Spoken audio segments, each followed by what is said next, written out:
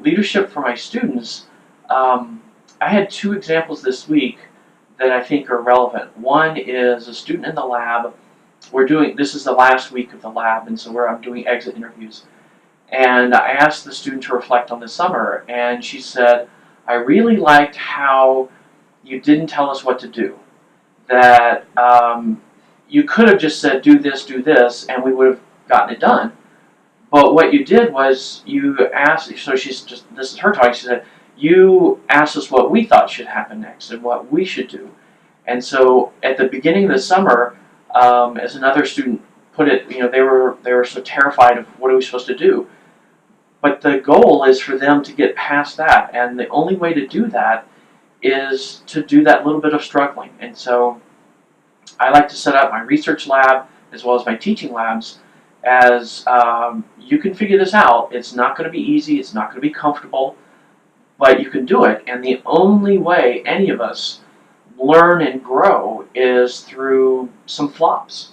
And so I set up a situation where it's okay to fail on a small scale, and you learn one is you can fail and the world didn't explode and you didn't implode. And then you learn that, okay, that was the wrong way to do it, I won't do it that way again.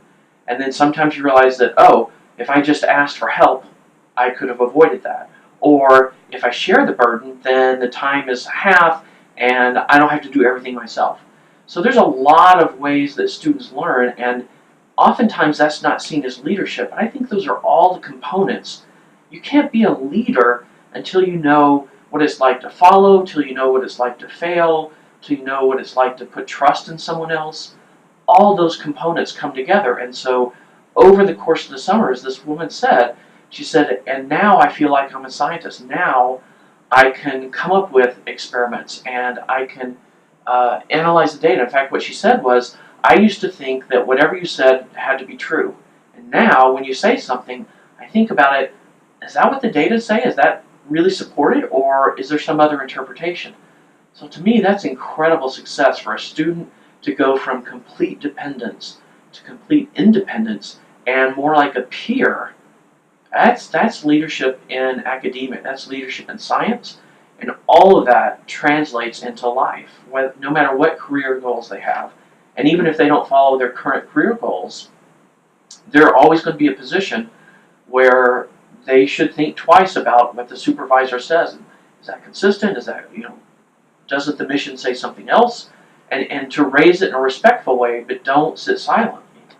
So that's how I see leadership, is letting students stumble along, make mistakes, pick themselves up. I never shut them down. I never criticize them for those mistakes. It's just, okay, well, why did it go wrong? Learn from that. And then just let them take off. So over the course of 10 weeks, there's immense growth in our students, and that's really satisfying.